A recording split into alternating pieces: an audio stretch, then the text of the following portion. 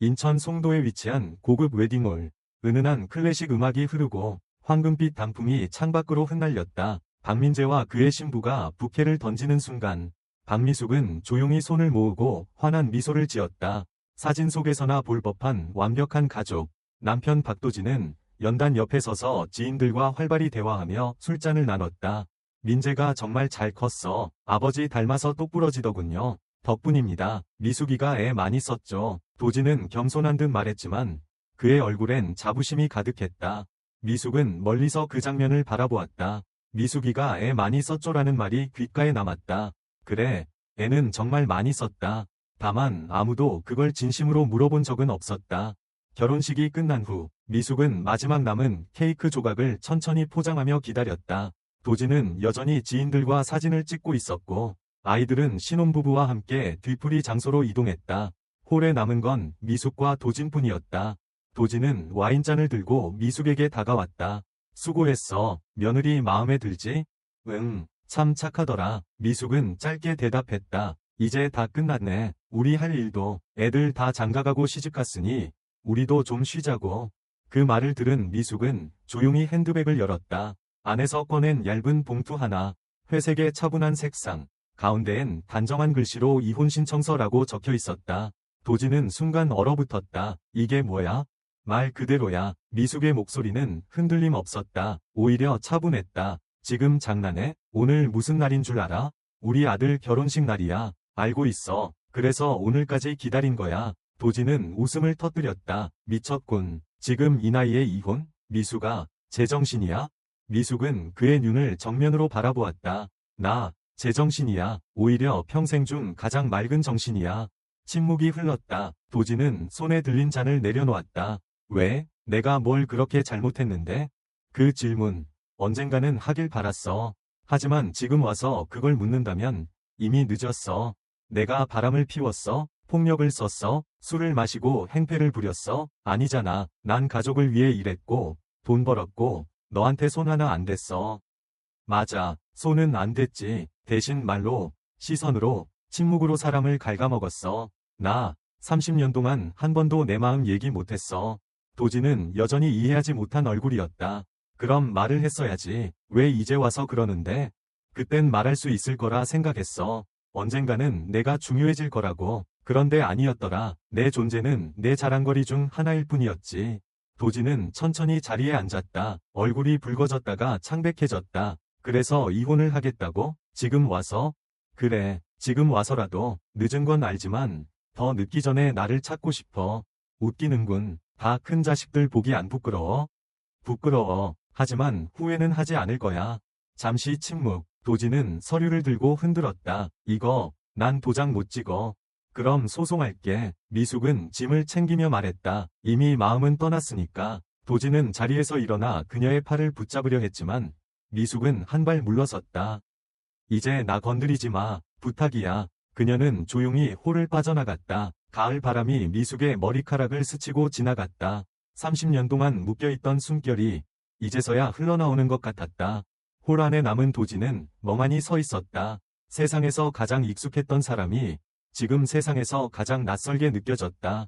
박미숙은 결혼식 다음날 새벽 집을 나섰다. 서울 외곽의 아파트 단지에서 마지막으로 문을 닫을 때 그녀는 한 번도 뒤를 돌아보지 않았다. 다짐이라기보다 피로였다. 너무 오랜 세월 동안 돌아봤고 기다렸고 참고 있었으니 이제는 그만해야 했다. 가방엔 오래된 손거울, 약간의 옷까지, 그리고 그녀가 직접 쓴 몇 장의 메모가 들어있었다. 목적지는 강릉. 그녀가 젊은 시절 간호사로 일했던 병원이 있는 도시였다. 그곳엔 그녀의 옛 친구 윤혜정이 살고 있었고 무엇보다도 바다가 있었다. 기차 안에서 미숙은 창밖을 멍하니 바라보았다. 단풍잎들이 스치는 장면은 영화 같았지만 그녀의 마음속은 얼어붙은 겨울처럼 조용했다. 그 조용함이 낯설지 않았다. 오히려 익숙했다. 결혼 생활 내내 그녀는 침묵 속에 살아왔다. 30년 전 그녀는 서울의 한 종합병원에서 유능한 간호사로 일하고 있었다. 환자들과 동료 간호사들 사이에서 인정받았고 의료진들도 그녀의 꼼꼼함을 높이 샀다. 그런 그녀에게 박도진은 첫 만남부터 똑 부러진 여성은 가정적일 때 가장 아름답다 고 말했다. 당시엔 그 말이 그다지 이상하게 들리지 않았다. 사랑에 빠졌고 결혼을 약속했고 그녀는 직장을 그만뒀다. 처음엔 단기간이라 생각했다. 아이가 어느 정도 크면 다시 병원으로 돌아갈 수 있을 거라 믿었다. 하지만 그 단기간은 30년으로 늘어났다. 애들은 엄마 손으로 키워야 정서가 안정되지. 간호사 일 힘들기만 하지. 내가 벌면 되잖아. 직장 생활은 애미나 하는 거야. 그 말들은 처음엔 설득처럼 들렸고 나중엔 명령처럼 들렸고 결국에는 체념의 배경음이 되었다. 박도진은 돈을 잘 벌었고 사회적 평판도 높았으며 외도도 하지 않았다. 주변 사람들은 항상 말했다. 미숙 씨는 복도 많아요. 그런 남편 어디서 또 만나겠어요? 박 교수님 같은 분 밑에서 살면 걱정 없잖아요. 하지만 그들은 몰랐다. 그녀가 좋아하던 음식이 뭔지, 혼자 울던 밤이 몇 번이었는지, 생일에 케이크 대신 차가운 말 한마디를 받은 적이 몇 번이었는지를. 강릉역에 도착했을 때 미숙은 오래된 트렌치코트 깃을 여몄다. 찬바람이 불었지만 마음만은 그보다 더 차가웠다. 택시를 타고 그녀가 예약한 작은 하숙집으로 향했다. 방 하나짜리 작은 주방과 테라스가 딸린 소박한 공간이었다. 창밖으로 바다가 보였고 파도 소리는 마치 위로처럼 들렸다. 그날 밤 그녀는 처음으로 아무 소리도 없는 저녁을 맞이했다. TV도 없고 도진의 음성도 없고 아이들의 전화도 없었다. 혼자라는 사실이 처음엔 어색했지만 점점 익숙해졌다. 그녀는 전기밥솥에 쌀을 안 치고 자신이 가장 좋아하는 된장찌개를 끓였다. 그동안 끼니는 도진의 입맛에 맞춰야 했다. 고기를 좋아하는 도진을 위해 채소 반찬은 늘 뒷전이었고 맵고 짠 음식이 기본이었다. 하지만 오늘 그녀는 감자를 얇게 썰어 넣고 부드러운 애호박을 넣은 된장찌개를 먹으며 처음으로 음식을 삼킬 때 눈물이 나지 않았다. 다음날 아침 그녀는 해변을 걷다가 오래전 연락이 끊긴 친구 윤혜정에게 전화를 걸었다. 혜정은 이혼 후 춘천으로 이사했지만 최근 강릉으로 다시 내려왔다고 했다. 둘은 근처 찻집에서 만나기로 했다. 미수가 내 목소리 그대로네. 혜정은 웃으며 그녀를 맞이했다. 넌 많이 변했더라. 예전보다 훨씬 단단해 보여. 아프고 나면 단단해지더라. 혜정은 10년 전 남편의 반복된 외도로 이혼했다. 그때 미숙은 혜정을 이해하지 못했다. 그 정도는 참고 살아야 하지 않나? 라고 생각했던 적도 있었다. 하지만 이제는 그녀가 얼마나 외로웠을지 알 것 같았다. 찻집에서 돌아오는 길, 미숙은 동네 도서관에 들러 노트북을 한 대 빌렸다. 그리고 그녀는 작성을 시작했다. 하얀 화면에 타자 하나하나를 눌렀다. 블로그 제목, 하얀 그릇. 첫 문장, 30년 동안 나는 식탁 위에 하얀 그릇을 놓았다. 그 그릇은 늘 비워졌다. 누군가가 먹고 떠났고 나는 다시 그 그릇을 씻고 채웠다. 나 자신은 한 번도 그 안에 담기지 못했다. 타자를 멈췄을 때 그녀는 한참을 모니터를 바라보았다. 그 첫 문장이 그녀의 마음을 가장 정확하게 표현한 문장이었다. 밖은 벌써 어두워졌고 바닷바람은 점점 거세졌다. 하지만 박미숙의 내면에는 오랜 겨울이 끝나가고 있었다. 아직 완전히 녹진 않았지만 적어도 첫눈은 지나갔다. 박미숙의 일상은 단조로웠지만 이상하게도 그 단조로움이 위로가 되었다. 아침에 일어나 창문을 열면 바다 냄새가 코끝을 스쳤고 따뜻한 커피 한 잔을 들고 테라스에 나가면 파도 소리가 귓가에 잔잔히 흘렀다. 서울에서의 삶은 매일이 바쁘고 억눌린 일정이었다. 하지만 여기 강릉에서는 시간이 천천히 흘렀다. 그녀의 숨결도 마침내 제 속도를 되찾았다. 그녀는 매일 조금씩 글을 썼다. 블로그 하얀 그릇에는 별다른 광고도 사진도 없었다. 오직 단어들 뿐이었다. 짧은 단상, 오래된 기억, 익숙한 침묵 속에서 발견한 진실들. 남편은 늘 같은 자리에 앉았다. 텔레비전을 보며 밥을 먹고 나의 음식을 그저 그렇다고 평가했다. 나는 그 말을 들으며 그릇을 씻고 또 씻었다.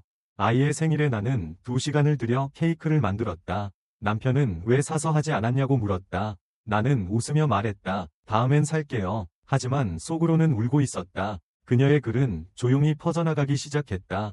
처음엔 10명, 그 다음엔 100명, 그리고 일주일 후엔 1000명이 넘는 사람들이 그녀의 글에 좋아요를 눌렀다.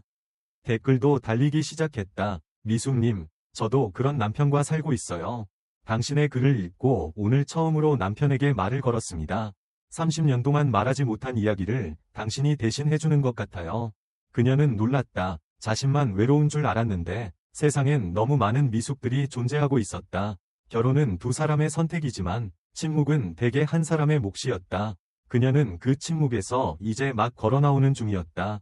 하루는 동네 작은 도서관에서 글을 쓰고 있는데 관장이 조심스럽게 말을 걸었다. 선생님이 혹시 하얀 그릇 블로그 운영자신가요? 미숙은 놀라며 고개를 끄덕였다. 아내가 매일 그 글을 읽어요. 덕분에 둘이 처음으로 진지한 대화를 나눴습니다. 감사합니다. 그 말에 미숙은 잠시 말을 잇지 못했다. 그녀가 쓴 단어들이 누군가의 삶을 움직였다니.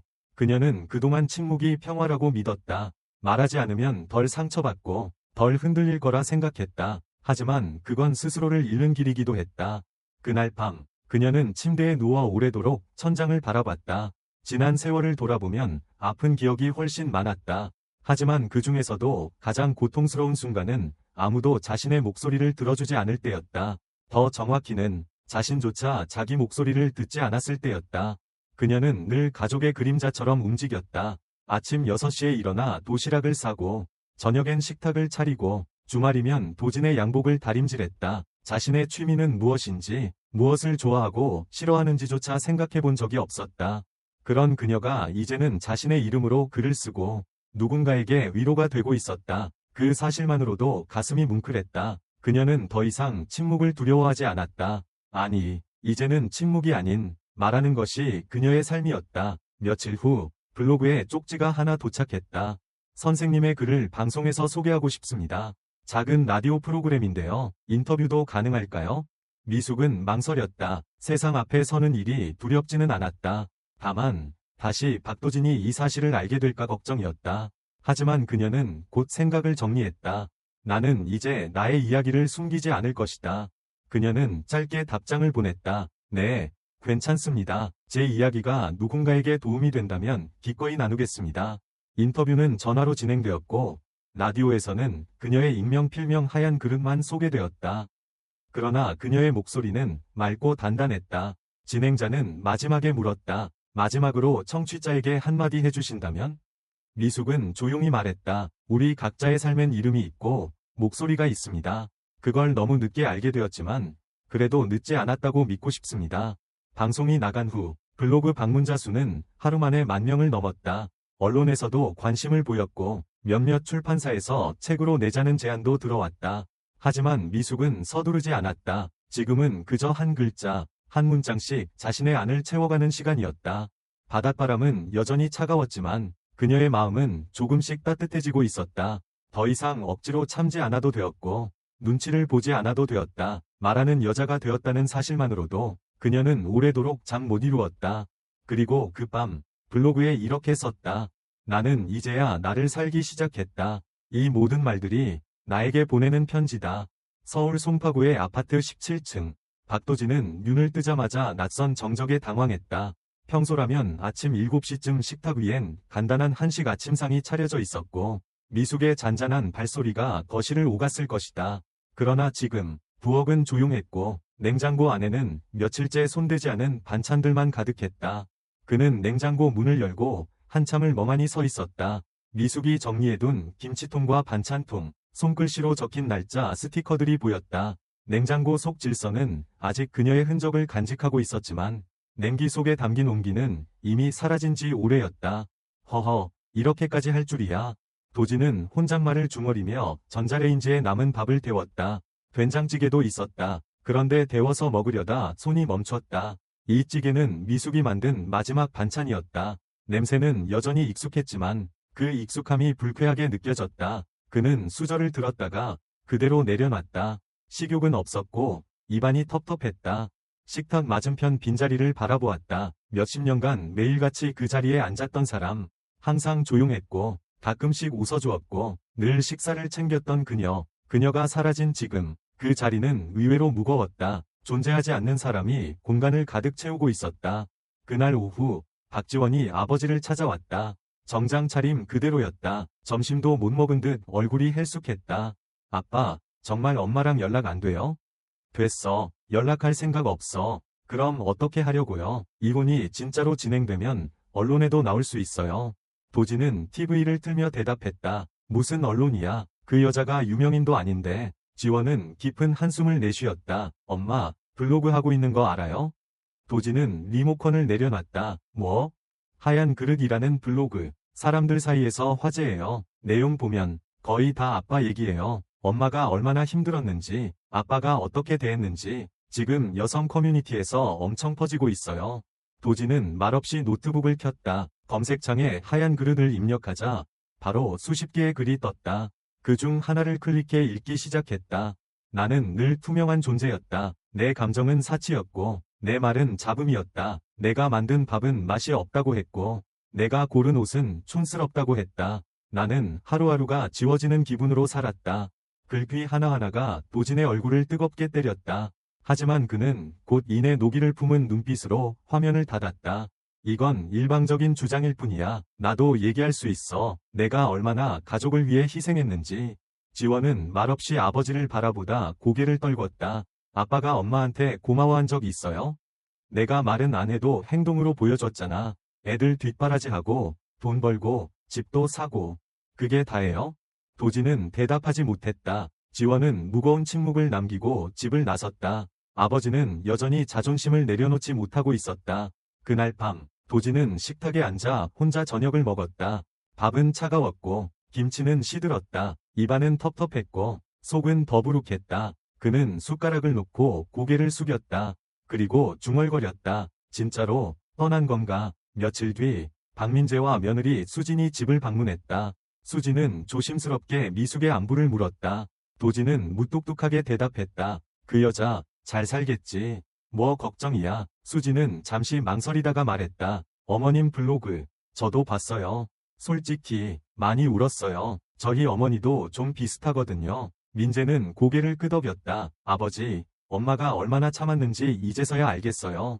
저도 잘 몰랐어요. 너희까지 왜 이래? 내가 뭘 그렇게 잘못했는데? 아버지가 뭘 했냐보다 뭘 안 했는지가 더 중요해요. 도지는 말이 막혔다. 그는 지금까지 자신의 삶을 잘 살아왔다고 믿었다.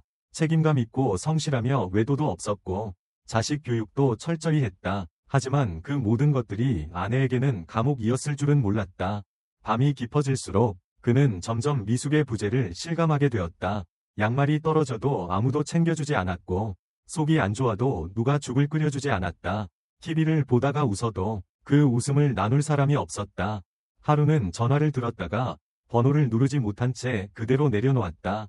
그냥 잘 지내냐? 는 말 한마디라도 하고 싶었지만 입이 떨어지지 않았다.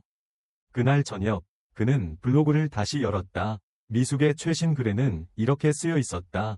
남편이 없이 맞는 첫 추석. 쓸쓸할 줄 알았는데 오히려 편안하다. 아무것도 요구받지 않는 하루가 이렇게 고요할 수 있다니. 그는 화면을 한참 응시하다가 노트북을 덮었다. 그리고 처음으로 식탁 옆에 빈자리에 손을 뻗었다. 거기 아무도 없다는 사실이 이제야 실감났다.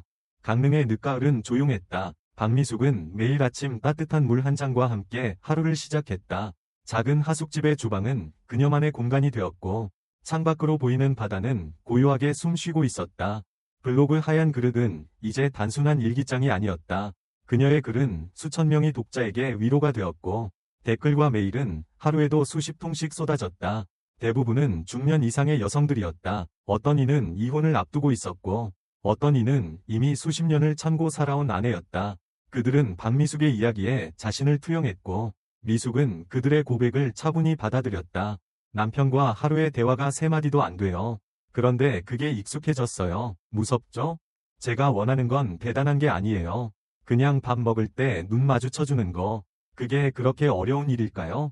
선생님 덕분에 오늘 처음으로 남편에게 제 기분을 말했어요. 떨렸지만 후련했어요. 그녀는 그런 메일을 읽으며 때로는 울고 때로는 고개를 끄덕였다. 글을 쓰는 행위는 더 이상 자기 고백이 아니었다. 그것은 연대였고 공감이었고 치유였다. 더 이상 혼자가 아니라고 느끼는 것만으로도 사람은 조금씩 회복될 수 있었다. 어느 날 지역 방송국에서 연락이 왔다. 로컬 라디오 프로그램의 PD는 하얀 그릇 블로그를 우연히 접하고 깊은 인상을 받았다고 했다. 인터뷰를 요청하며 방송에서 목소리만이라도 나가면 많은 이들이 힘을 얻을 것이라고 말했다. 처음엔 망설였다. 박도진이 이 사실을 알면 어떤 반응을 보일지, 아이들은 뭐라 생각할지 걱정됐다. 하지만 곧 마음을 정리했다. 더 이상 남의 시선을 의식하며 살고 싶지 않았다. 라디오 인터뷰는 조용한 스튜디오에서 이루어졌다. 미숙은 마이크 앞에 앉아 천천히 말을 이어갔다. 저는 특별한 사람이 아닙니다. 아이 키우고 남편 뒷바라지하고 가정 살림만 하다 보니 어느덧 예순이 됐습니다. 그런데 어느 날 거울을 보는데 제 얼굴이 낯설더라고요. 내가 누군지 잊고 살았다는 걸 그때 처음 알았어요. 진행자는 조심스럽게 물었다. 이제는 자신을 찾으셨다고 느끼시나요? 미숙은 미소 지으며 고개를 끄덕였다. 완전히는 아니에요. 아직 길은 멀죠. 하지만 적어도 지금은 제 감정을 숨기지 않고 말할 수 있게 됐어요. 그게 저한테는 큰 변화예요. 방송이 끝난 뒤 블로그 방문자 수는 폭발적으로 증가했다. 댓글 수백 개가 쏟아졌고 라디오에서 들었다는 사람들은 그녀의 블로그를 통해 다시 한번 그 목소리를 되새겼다. 방송에서 울었어요. 제 얘기 같아서 어머님 목소리 듣고 저희 엄마 생각났어요. 감사합니다. 언젠가 책으로도 읽고 싶어요. 기록이 꼭 필요해요. 그녀는 독자들의 요청에 따라 이전 글들을 묶어 정리하기 시작했다. 출판사에서도 연락이 왔고 작가와 편집자들은 그녀의 문장이 가진 힘에 놀라움을 표했다. 하지만 미숙은 서두르지 않았다. 글을 책으로 내는 것도 좋지만 지금은 하루하루 정직하게 쓰는 것이 더 중요하다고 느꼈다.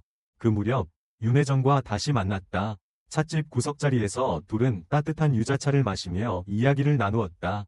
미숙아, 너 정말 유명해졌더라. 검색창에 하얀만 쳐도 내 블로그가 떠. 조금은 부담돼. 나 그런 사람 될 생각 아니었는데. 부담이 아니라 자랑스러워해야 할 일이야. 넌 말 못하던 수천 명의 마음을 대신 말해줬어. 미숙은 조용히 유자차를 한 모금 마셨다. 따뜻한 액체가 목을 타고 천천히 내려갔다. 그녀는 그 말이 틀리지 않다고 느꼈다. 하지만 여전히 마음 한 구석엔 무거운 그림자가 남아있었다. 밤늦게 돌아오는 길, 바닷가를 따라 걷다가 그녀는 문득 휴대폰을 꺼냈다. 메시지를 하나 썼다가 지웠다. 다시 쓰고 또 지웠다. 잘 지내요? 단 3글자. 그것조차 보내지 못했다. 박도진. 그 이름은 여전히 마음 한켠에 걸려 있었다. 미련도 원망도 아니었다. 단지 아직 끝나지 않은 무언가가 남아 있었다. 그녀는 메시지를 보내지 않고 휴대폰을 끄고 바닷가 벤치에 앉았다. 파도 소리가 귓가를 감쌌다. 그녀는 눈을 감았다. 그리고 속으로 되뇌었다. 이제는 나를 위해 산다. 조금 외로워도, 조금 흔들려도, 이제는 괜찮다. 박미숙이 라디오 인터뷰에 출연한 지 한 달이 지나고, 그녀는 다시 일상으로 돌아갔다. 블로그 활동은 계속 이어졌고, 그녀의 글은 이제 주간 단위로 여성 커뮤니티에 퍼져나갔다. 이전보다 훨씬 많은 사람들이 그녀를 찾았다. 그러나 그만큼 부담도 커졌다. 글 하나를 쓰기 위해 그녀는 스스로와 싸워야 했다. 감정의 무게를 견디며 쓰는 일은 결코 가볍지 않았다. 어느 날 서울의 한 종편 방송국에서 연락이 왔다. 여성 인권을 주제로 한 토크쇼에 출연해 줄 수 있겠냐는 요청이었다. 출연자는 익명으로 가능하며 얼굴은 모자이크 처리되고 음성도 변조할 수 있다는 조건이었다. 카메라 앞은 처음이라서 많이 떨릴 텐데요. 제작진은 조심스럽게 말을 꺼냈다. 미숙은 잠시 망설였다. 라디오는 익명성이 보장되어 마음이 덜 무거웠다. 하지만 방송 출연은 또 다른 차원의 노출이었다.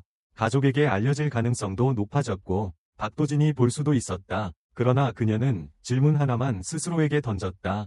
이 이야기를 더 많은 사람에게 들려주고 싶은가? 대답은 그렇다였다. 그녀는 출연을 수락했고 촬영은 서울에서 진행되었다. 강릉에서 서울까지 가는 기차 안에서 미숙은 여러 번 생각을 되풀이했다. 내가 누군가에게 상처를 주는 건 아닐까? 이걸로 무엇이 바뀔 수 있을까? 촬영 당일, 그녀는 검은색 니트와 회색 치마를 입었다. 얼굴은 간단한 메이크업만 했고 긴 머리는 단정히 묶었다. 대기실에서 다른 출연자들과 인사를 나눴다. 대부분은 비슷한 사연을 가진 여성들이었다. 가정폭력, 언어적 학대, 무시와 침묵 속에 살아온 사람들이었다. 프로그램의 제목은 아내가 사라졌다였다. 미숙은 그 제목을 보는 순간 묘한 감정이 들었다. 나는 사라진 게 아니라 이제야 드러나기 시작한 건데. 촬영은 조용히 진행되었다. 카메라가 돌아가고 사회자가 소개 멘트를 읽었다. 그리고 각자의 이야기를 풀어가는 시간이 되었다. 차례가 돌아오자 미숙은 마이크를 잡았다. 조명이 따뜻하게 비추었고 카메라 렌즈가 그녀를 응시했다. 안녕하세요. 저는 올해 60이 되었고 결혼 생활은 32회를 넘겼습니다. 아이 둘을 키웠고 남편은 대학 교수였습니다. 겉보기엔 아무 문제 없는 가정이었지만 제 내면은 점점 죽어가고 있었습니다. 그녀의 목소리는 처음엔 조금 떨렸지만 점차 단단해졌다. 저는 맞지 않았습니다. 욕도 듣지 않았습니다. 그러나 늘 무시당했고 투명한 존재처럼 취급받았습니다. 말하면 예민하다고 했고 참으면 아무 문제 없다고 했습니다. 그렇게 30해를 참고 살았고 결국 제 존재가 사라져가고 있다는 걸 알게 되었습니다. 촬영장은 정적에 잠겼다. 사회자도 스태프도 말을 잇지 못했다. 그리고 그녀는 마지막으로 이렇게 말했다. 제가 이 자리에 선 건 누구를 비난하고 싶어서가 아닙니다. 단지 말하고 싶었습니다. 우리가 얼마나 많은 것을 감추며 살아왔는지, 그리고 이제는 그 침묵을 멈춰야 한다는 것을. 방송은 큰 반향을 일으켰다. 익명 출연자였음에도 시청자들은 그녀의 목소리에 깊이 공감했다. 방송 직후 포털 사이트 실시간 검색어에 하얀 그릇이 올랐고 각종 커뮤니티에서는 그녀가 누구인지 어떤 글을 썼는지 공유되기 시작했다. 그 소식은 곧 박도진에게도 전해졌다. 도진은 늦은 밤 노트북을 켜고 아내의 블로그를 다시 검색했다. 그리고 방송 링크를 클릭했다. 그녀의 얼굴은 모자이크 처리되어 있었지만 그는 단박에 알아볼 수 있었다. 그녀의 말투, 눈빛, 목소리. 그는 처음으로 그녀의 진심을 듣는 기분이었다. 자신이 늘 무시했던 침묵이 얼마나 깊고 무거운 고통이었는지 그제서야 깨달았다. 과거를 돌이켜보면 그는 한 번도 진심으로 그녀의 이야기를 듣지 않았다. 아내는 불평 없이 사는 사람이라고, 말수가 적은 사람이라고, 그저 조용한 성격이라고 단정지었다. 사실은 그녀가 입을 닫고 있었던 것뿐이었다. 말하지 않았던 것이 아니라 들어주는 사람이 없었기에 말할 이유조차 사라졌던 것이었다. 그는 방송을 다시 처음부터 끝까지 정주행했다. 미숙이 말을 멈추고 눈을 감는 순간 그도 눈을 감았다. 그리고 오래도록 책상 앞에 앉아 있었다. 새벽이 다 되어 노트북을 닫고 침실로 향했을 때 그는 오래전 미숙이 쓰다만 노트 한 권을 꺼냈다. 그 속엔 몇 줄의 글씨가 남아 있었다. 말을 하지 않으면 결국 나도 나를 잊게 된다. 그는 펜을 들고 그 아래에 천천히 적었다.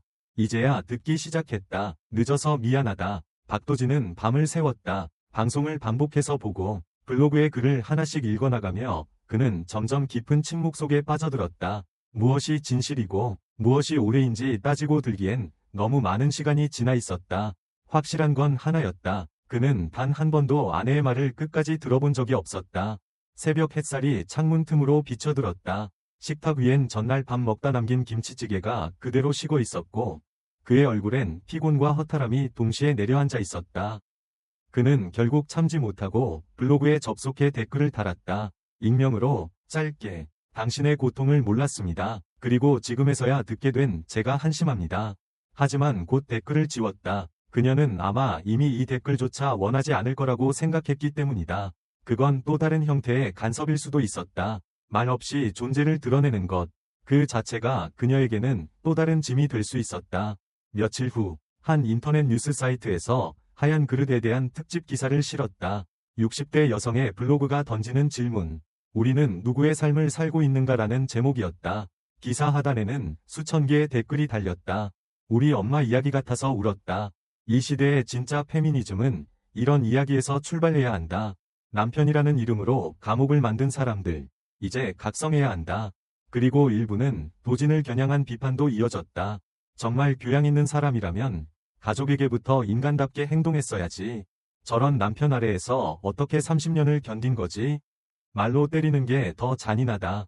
그 댓글들을 읽으며 도진은 참담한 마음을 감추지 못했다. 그는 스스로 교양 있고 점잖고 책임감 있는 남편이라고 믿어왔다. 외도 한 번 하지 않았고 경제적으로도 부족함 없이 살게 해줬다고 자부해왔다. 하지만 이제 돌아보면 그것은 자신의 기준일 뿐이었다. 정작 아내는 그 안에서 점점 사라지고 있었던 것이다.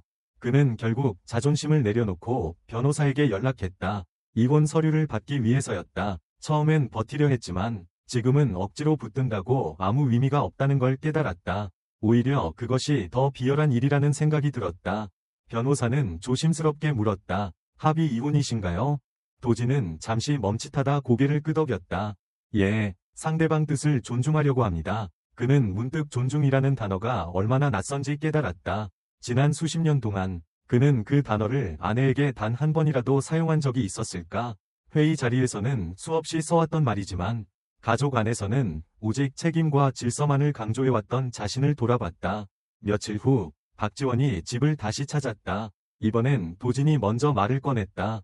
너한테 사과하고 싶다. 지원은 놀란 얼굴로 아버지를 바라봤다. 무슨 말씀이세요? 내 엄마한테, 그리고 너희들한테 내가 너무 많은 걸 당연하게 여겼던 것 같아서. 지원은 한동안 말이 없었다. 그러다 천천히 입을 열었다. 사실 저도 엄마를 오해했어요. 늘 조용히 있는 게 편해서 그런 줄 알았거든요. 근데 그게 아니었다는 걸 이제야 알겠어요.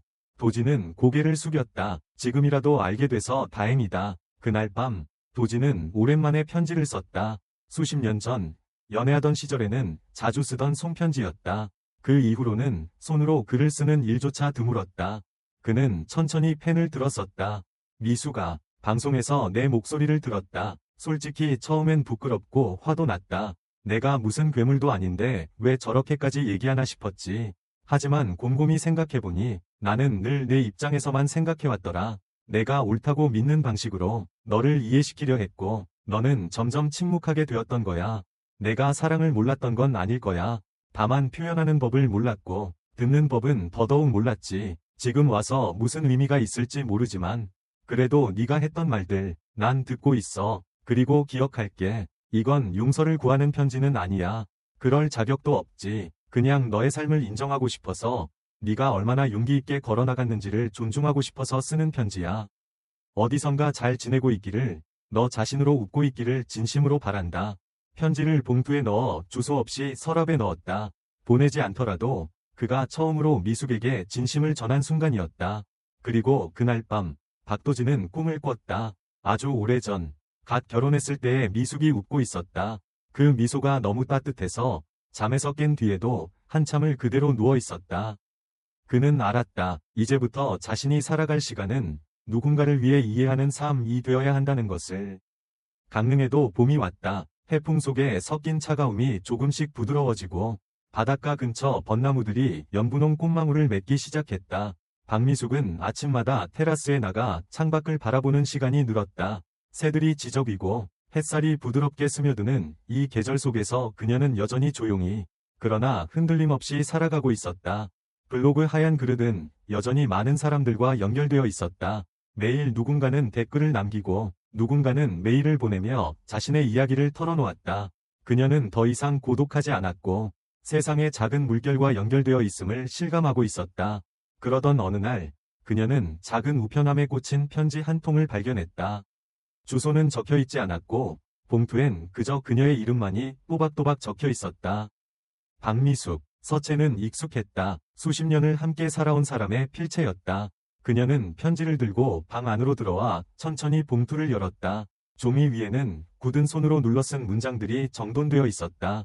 미숙아, 편지를 쓰는 게 이렇게 어려운 일일 줄은 몰랐다.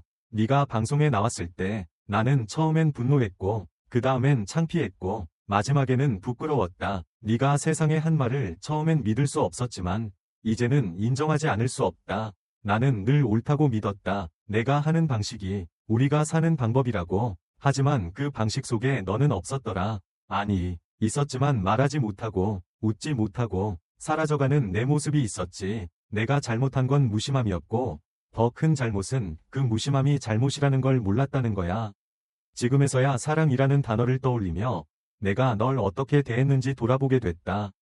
이 편지를 쓰는 이유는 단 하나야. 용서를 구하려는 게 아니야. 그럴 자격도 없다고 생각해. 다만 고맙다고 말하고 싶었어. 너의 침묵 속에서도 가족을 지켜준 시간들, 너의 조용한 손길과 반복되는 하루들 속에서 네가 얼마나 많은 걸 내려놓고 있었는지 이제서야 조금 알게 되었거든.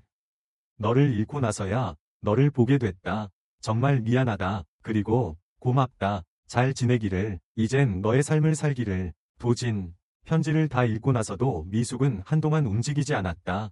눈물이 흐르지는 않았다. 다만 손끝이 조금 떨렸고 가슴속 어딘가 깊은 곳이 조용히 울리고 있었다.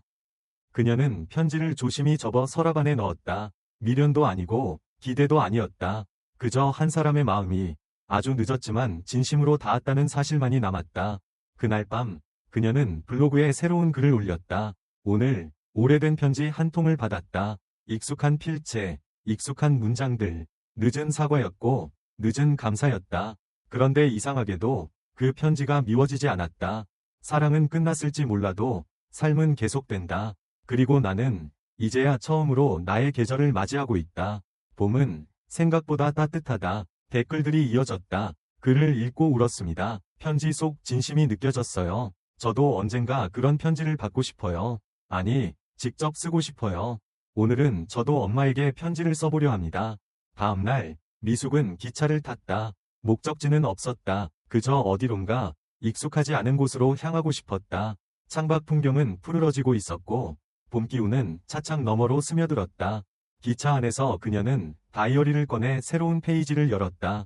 그리고 이렇게 썼다. 나는 지금 나로서 살아가고 있다. 누군가의 아내, 누군가의 엄마가 아닌 오직 나로서 아주 오래전 잃어버린 이름을 다시 찾아가는 여정은 생각보다 느리지만 확실하게 앞으로 나아가고 있다. 기차는 산과 바다를 지나쳤고 그녀는 창밖을 바라보며 조용히 웃었다. 한때는 매일 밥을 차리고 눈치를 보고 말하지 못했던 날들 속에서 스스로를 작게 만들었지만 이제는 그 모든 것들을 놓아주는 법을 배우고 있었다. 저녁 무렵 작은 도시의 역에 도착했다. 낯선 골목과 바람, 그리고 처음 보는 풍경들. 그녀는 마음 가는 대로 걸었다. 그리고 어느 작은 찻집 앞에 멈춰 섰다. 혼자세요? 네, 창가 쪽으로 주세요. 창가에 앉아 따뜻한 차 한 잔을 마시며 그녀는 또 하나의 새로운 글을 떠올렸다. 이번엔 제목부터 또렷했다. 혼자 있는 시간의 의미. 삶은 언제나 누군가와 함께여야만 하는 건 아니었다. 때로는 혼자일 때 더 온전해지는 자신을 발견할 수도 있었다. 그리고 그걸 깨닫는 순간 진짜 자유가 시작된다는 걸 그녀는 이제 알게 되었다. 강릉으로 돌아가는 기차 안, 박미숙은 창밖을 바라보며 조용히 숨을 내쉬었다. 그녀가 방금 다녀온 도시는 아무런 계획 없이 도착한 곳이었다. 오직 그녀 자신만이 알고 있는 작고 단단한 이유 하나로 발걸음을 옮겼다. 그것은 단지 가보고 싶었다는 마음이었다. 그녀는 이제 처음으로 자신의 욕구에 솔직해지고 있었다. 하고 싶은 것을 하는 일, 원하지 않는 것을 거절하는 일, 누군가에게 설명하지 않아도 되는 자유. 예전의 자신이라면 상상조차 하지 못했을 일들이 지금은 조금씩 익숙해지고 있었다. 좌석 옆 테이블에 놓인 노트북을 열고 그녀는 블로그를 위한 새 글을 작성하기 시작했다. 두 번째 기차에 올라탔다. 첫 번째 기차는 도망치기 위한 여정이었고 이번은 찾아가기 위한 길이다. 목적지는 여전히 불분명하지만 내 마음은 한결 가볍다. 그녀의 글은 더 이상 고통의 기록이 아니었다. 그것은 회복의 언어였고 스스로를 격려하는 따뜻한 메모였다. 독자들 역시 그 변화를 느끼고 있었다. 처음엔 눈물로 읽었는데 요즘은 미소로 읽습니다. 선생님의 글을 통해 저도 혼자 떠나는 여행을 계획하게 되었어요. 이야기가 끝나지 않았으면 좋겠어요. 저에게는 이 블로그가 희망이에요. 강릉역에 도착하자 하늘은 연보랏빛으로 물들고 있었다. 바닷바람은 여전히 차가웠지만 그 안에 어딘가 따뜻한 기운이 섞여 있었다. 그녀는 캐리어를 끌고 익숙한 골목길을 지나 하숙집으로 향했다. 하숙집 문을 여는 순간 마치 오랜만에 집에 돌아온 느낌이었다. 바닥의 나무결, 커튼 사이로 들어오는 햇살, 그리고 아무 말 없는 고요함이 그녀를 반겼다. 식탁 위엔 주인이 남긴 메모가 놓여 있었다. 미숙 씨, 다음 주에 작은 마을 축제가 열려요. 혹시 오시면 좋겠네요. 요즘 웃는 모습 자주 보여서 좋아요. 그녀는 메모를 읽고 미소 지었다. 사람들은 생각보다 많은 것을 보고 있었다. 그녀의 변화는 조용하지만 분명하게 주변에도 전해지고 있었던 것이다. 그날 밤, 그녀는 조용히 음악을 틀고 오래전 사용하던 작은 수첩을 펼쳤다. 그 속엔 젊은 시절 간호사로 일하며 썼던 메모들이 남아 있었다. 환자 상태를 꼼꼼히 기록한 글씨, 당시 느꼈던 감정들이 휘갈겨진 한 구석.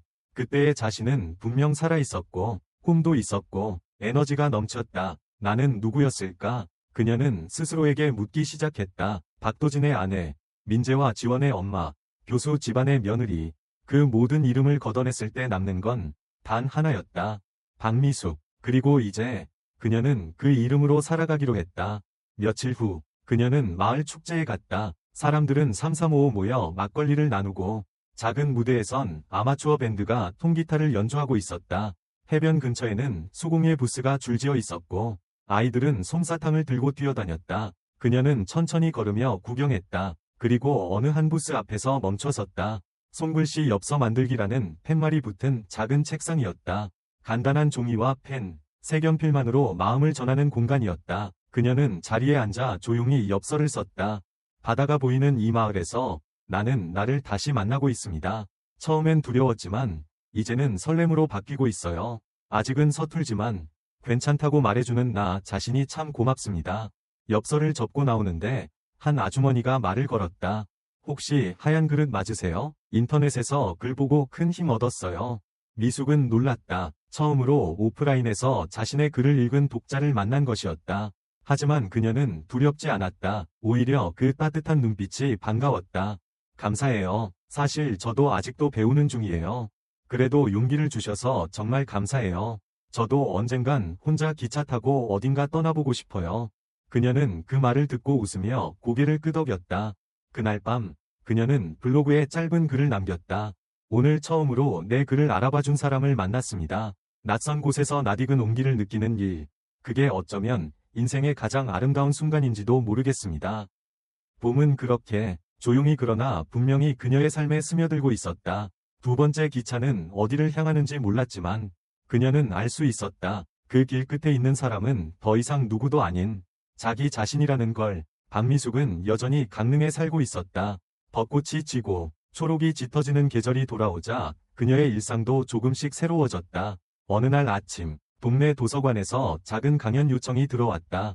지역 여성들을 위한 북토크 행사에서 자신의 이야기를 나눠달라는 제안이었다. 처음엔 망설였다. 블로그나 방송처럼 익명으로 자신을 감출 수 있는 공간이 아니었다. 하지만 이제는 피하지 않기로 했다. 자신을 감추지 않고 드러내는 것. 그게 지금의 박미숙이 살아가는 방식이었다. 강연 당일, 도서관 작은 강당엔 예상보다 많은 사람들이 모였다. 대부분은 중년 여성들이었고 몇몇 젊은 얼굴도 보였다. 사회자가 그녀를 소개했고 미숙은 단정한 옷차림으로 천천히 무대에 올랐다. 안녕하세요. 저는 박미숙입니다. 올해 61살이고 이혼한 지 1년이 조금 넘었습니다. 처음엔 약간의 정적이 흘렀다. 하지만 그녀의 차분하고 단단한 목소리에 사람들은 금세 집중했다. 이혼은 끝이 아니라 시작이었습니다. 저는 결혼 생활 내내 괜찮은 아내가 되려고 노력했지만 어느 순간부터 제 얼굴을 잃어가고 있다는 걸 느꼈습니다. 그래서 다시 저를 찾기로 했어요. 그게 무모한 선택이라 해도 늦었다고 해도 저는 멈추고 싶지 않았습니다. 청중들 사이에서 고개를 끄덕이는 이들이 보였다. 그녀는 더 이상 자신의 아픔을 부끄러워하지 않았고 누군가의 공감을 얻으려 애쓰지도 않았다. 그저 한 인간으로서의 이야기를 담담히 전할 뿐이었다. 강연이 끝난 후 많은 이들이 그녀에게 다가와 손을 잡았다. 선생님 덕분에 용기를 얻었어요. 이제 제 목소리를 찾고 싶어요. 선생님의 글, 그리고 오늘 이야기를 절대 잊지 않을게요. 그날 밤, 집으로 돌아온 미숙은 오래간만에 블로그를 열었다. 그리고 마지막 글을 쓰기 시작했다. 오늘은 하얀 그릇에 남기는 마지막 글입니다. 처음 이 블로그를 시작했을 때 저는 울고 있었습니다. 아무에게도 말하지 못한 이야기들을 하나둘 꺼내며 나 자신을 붙들고 있었죠. 하지만 지금은 다릅니다. 저는 이제 울고 있지 않습니다. 때때로 흔들리기도 하고 외롭기도 하지만 그 감정들마저 제 것이기에 소중합니다. 이제 저는 더 이상 누군가의 자리를 지키는 사람이 아니라 저만의 자리를 만들어가고 있습니다. 이 블로그가 누군가에게 작은 용기, 작은 위로가 되었다면 그것만으로도 제 삶은 충분히 의미 있었다고 믿습니다. 그리고 마지막으로 저를 처음으로 사랑하지 않았던 사람에게도 말하고 싶습니다. 당신을 원망하지 않습니다. 다만 이제는 나를 더 사랑하겠다고 다짐합니다. 글을 올리고 난 뒤 그녀는 노트북을 천천히 닫았다. 블로그에는 수많은 댓글이 쏟아졌다. 고마웠다. 덕분에 삶이 달라졌다. 이제는 당신처럼 살고 싶다는 말들이 줄지어 이어졌다. 며칠 후 박도진에게도 한 통의 편지가 도착했다. 발신인은 박미숙, 도진 씨에게 당신의 편지 잘 받았습니다. 그 글을 읽으며 처음엔 마음이 많이 흔들렸어요. 그게 진심이라는 걸 알 수 있었기에 더 그랬는지도 모르겠네요. 하지만 이제 저희는 서로 다른 계절에 살고 있는 사람들인 것 같아요. 당신은 여전히 과거를 복귀하고 있고 저는 지금의 삶을 살아내고 있거든요. 우리가 함께했던 시간들이 모두 불행했던 건 아니에요. 그 안엔 웃음도 있었고 사랑도 있었고 아이들도 있었습니다. 그 기억들을 저는 이제 잘 접어두려고 해요. 미움도 후회도 아닌 그냥 하나의 인생으로서. 그러니 너무 늦게 오지 않길 바랍니다. 지나간 시간 앞에 무릎 꿇기보다 지금 앞에 서 있기를 바래요. 저처럼 부디 평안하시길 바랍니다. 미숙. 편지를 받은 도진은 조용히 창밖을 바라보았다. 바람이 불고 있었다. 그는 편지를 접어 책장 사이에 꽂고 조용히 불을 끄고 눕는다. 침실은 여전히 조용했고 그는 그 침묵 속에서 처음으로 미숙 없이 하루를 받아들였다. 그리고 다시 강릉. 어느 따뜻한 봄날, 박미숙은 해변의 벤치에 앉아 있었다. 그 자리는 그녀가 혼자 있기로 결심한 날 처음으로 앉았던 자리였다. 바다는 여전히 잔잔했고 햇살은 그녀의 어깨 위에 부드럽게 내려앉았다. 한 아이가 벤치 옆에 앉아 아이스크림을 먹고 있었고 개가 모래사장을 뛰어다녔다. 삶은 그렇게 계속되고 있었다. 그녀는 수첩을 꺼내 한 문장을 썼다. 이제 나는 내 삶의 마지막 자리에 스스로 앉는다. 그리고 눈을 감았다. 얼굴에는 아주 잔잔한 미소가 번지고 있었다.